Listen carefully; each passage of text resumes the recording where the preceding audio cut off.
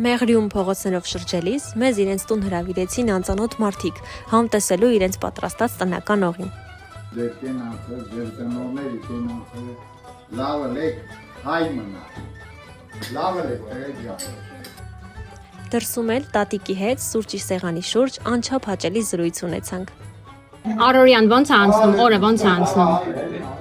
Ներվեմ քեզ լավ չեմ լսում, յա։ Ասում է օրը ո՞նց է անցնում ստե։ Շաբաթ։ Ո՞նցի։ Բայց որ շուշումս բարձրա լավ չեմ լսում, դրա։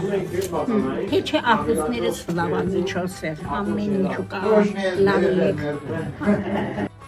Հայ դեպ հրավեր ստացանք ներկա գտնվելու տատիկի 100-ամյակին։ Հարուամյակին բոլորիդ հրավիրել։